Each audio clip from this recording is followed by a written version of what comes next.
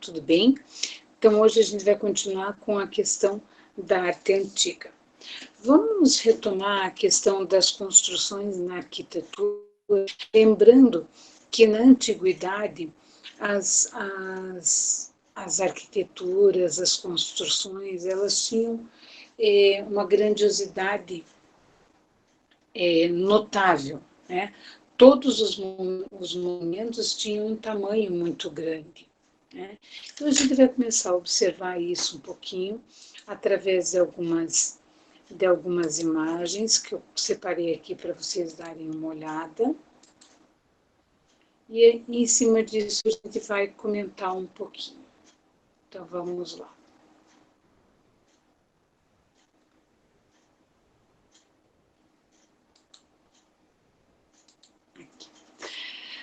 Vamos começar com essa primeira imagem, que é uma imagem de uma pirâmide. Opa, o que deu aqui? Desculpa. Perdão. Aqui, ó. Então, a gente tem aqui a imagem da pirâmide, né? E essa pirâmide, ela tinha uma finalidade, né? Então, assim, qual era a ideia? O homem egípcio, o povo egípcio, era muito crente a Deus, né? Então, as pirâmides foram construídas, algumas delas, as zigurates, até para que eles tivessem a possibilidade, porque eles acreditavam que com a altura dela e os zigurates, como eram com escadas, daria uma maior proximidade aos seus deuses, né? Aos deuses em que eles acreditavam, tá? Bom, a pirâmide ela foi construída numa proporção muito grande, né, gigantesca. Vocês conseguem perceber que as laterais delas já se apresentam com faces lisas, e elas tinham a finalidade principal de ser a última morada do faraó, tá? Então era ali que o faraó era enterrado.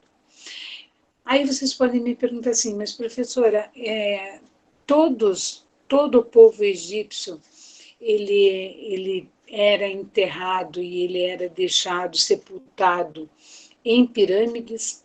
Não. Os locais de sepultamento deles tinham muito a ver com a classe social. Então, assim, os faraós eram sepultados nas pirâmides e junto com eles eram enterrados todos os seus pertences, porque o povo egípcio acreditava que ele iria partir dessa vida para a eternidade com uma maior facilidade se ele tivesse os seus pertences e as suas riquezas também, certo? Bom, a gente acabou de ver então que a pirâmide era o local onde os faraós eram sepultados, tá? Então agora a gente vai ver uma construção aqui. Essa construção era uma construção chamada de mastabas, tá? São as mastabas, aonde a nobreza era sepultada.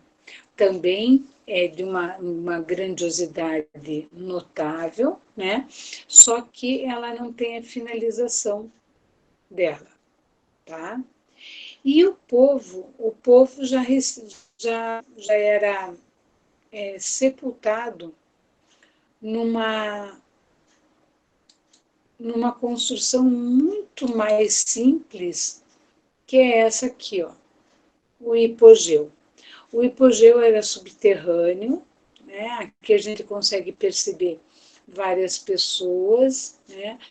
Entradas, e em cada uma dessas entradas ali iam um indivíduo do povo onde ele era sepultado, tá? Bom, então assim, Em relação às outras construções, a gente pode ver também a esfinge, né? A grandiosidade, a altura. Então, aqui não dá para ter bem a noção do tamanho da pessoa, a pessoa fica bem menor do que essa primeira parte aqui, né? Em relação ao todo. Além disso, a gente tem também as três pirâmides, né? Quéops, Kéfren e Miquerinos, cada uma com uma altura diferente, certo? Bom, a arquitetura, junto com esses monumentos arquitetônicos, tanto nas mastabas, quanto nas pirâmides, quanto nas esfinges, a gente sempre tem também a questão da representação através do desenho. Logicamente, a questão arquitetônica do povo egípcio era muito mais avançada, tanto na questão da construção, do que a pintura. A pintura parecia um pouco mais tímida. Bom, na questão da pintura, eu quero mostrar a representação da figura humana. Aqui a gente tem a figura humana na lei da frontalidade. O que é a lei da frontalidade? O povo egípcio sempre representava o corpo, o tronco virado de frente. Os braços, as pernas e o rosto eram virados de lado. Só que o olho aparecia inteiro, como se ele estivesse sendo visto de frente. Vejam bem, na questão da cor da pintura, sempre a pessoa representada do sexo masculino, ela era representada numa cor um pouquinho mais escura. E a mulher representada numa cor ocre também um pouquinho mais clara. Dependendo do tipo de vestimenta que era desenhado e que era representado, caracterizava a que nível social esse egípcio pertencia. Tá? Tem mais uma outra imagem aqui, ó, da lei da frontalidade. Aqui dá para perceber claramente esse papel, né, esse fundo todo texturado, que é o papiro. O papiro é o papel criado pelo egípcio através de uma planta. Essa planta tinha folhas bem fininhas que eram organizadas lado a lado em cima de uma superfície plana, geralmente uma pedra, né, onde elas eram organizadas lado a lado e sobrepostas com outras tiras, com outras folhas dessa planta chamada papiro, na posição contrária. Então, vamos imaginar que eles colocassem primeiro todas as linhas na horizontal e depois recolocariam mais uma camada dessas folhas de papiro na vertical, né? Horizontal e vertical ou ao contrário, tá? E em seguida, essas folhas, elas eram fundidas através de uma pressão de uma outra pedra que era colocada em cima, até que as duas se condensassem, não é condensassem, é aglutinassem, né? Juntassem e secassem. Tá? Daí formaria uma folha de papel muito fininha, aonde era feita as suas representações. Essas representações não aconteciam apenas nos papiros, mas também nas paredes das pirâmides, né? Nas paredes das mastabas e dos hipogeus. E o que era representado coisas que a pessoa que estava sepultada naquele lugar havia feito durante a sua vida. Geralmente, nessas representações, a gente tem alguns símbolos, como esses que a gente tem aqui no fundo dessa ilustração, tá? Esses símbolos têm a ver com aquele ponto que a gente comentou na aula anterior, que era da escrita pictográfica, tá? Através de símbolos. Aqui a gente tem hieróglifos. O que são os hieróglifos? Os hieróglifos são símbolos também, geralmente de objetos ou animais, que vão representar sons, sílabas ou mesmo letras. Então, toda essa representação aqui não é apenas como decoração, mas deve ter uma mensagem como escrita relatada aqui nessas paredes, junto com a ilustração. Vocês conseguem perceber também nessa ilustração que começam a aparecer representação de seres zoomórficos. O que é isso? É essa questão aqui dos animais, das máscaras de animais que os egípcios acabavam usando, né? Às vezes máscara, às vezes alguns adereços na cabeça, tá? Então, a questão dos seres zoomórficos são esses animais, as características de animal, que são usadas tanto nas máscaras quanto nas suas representações plásticas, nos seus desenhos, tá?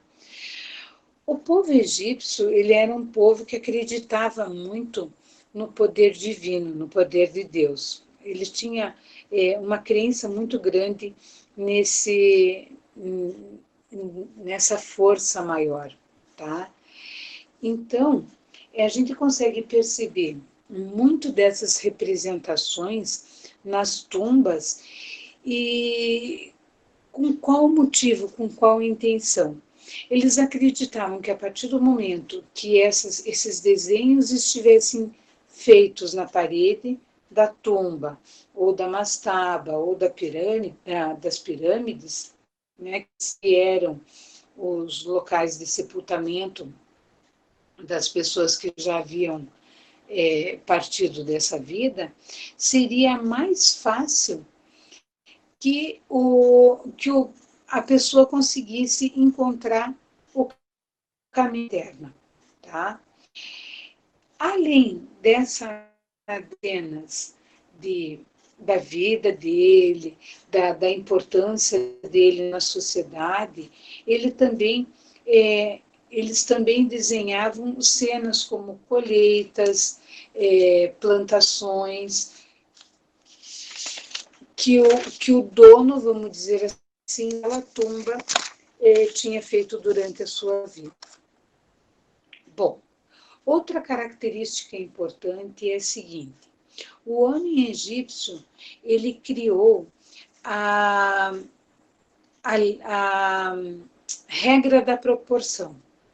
O que é essa regra da proporção? Para desenhar a figura humana, era feito um retângulo, e nesse retângulo dividido em 18 espaços proporcionais. Ali ele saberia quantos espaços caberiam para o corpo, para os braços, para a cabeça, tá? Então, essa questão de proporção também foi criada pelo Egito, pelo povo egípcio. Bom, aí vocês podem me perguntar assim, mas professora, todas as pessoas seriam representadas com o mesmo tamanho, como aparece aqui na imagem que a gente está vendo agora? Não. Então, assim, dependendo da importância na sociedade, o personagem é desenhado num tamanho maior, tá? Então, como a gente imagina esses três egípcios aqui do mesmo tamanho, a gente consegue perceber que eles faziam parte da nobreza, inclusive por conta das roupas que foram representadas aqui, tá? Os faraós, eles eram desenhados numa proporção maior, e o povo sempre numa proporção bem menor, tá? Bom, por que que o primeiro nobre aqui está com uma cabeça de falcão, né? A cabeça do falcão, ele personifica o soberano, mostra quem é que tem o poder, certo?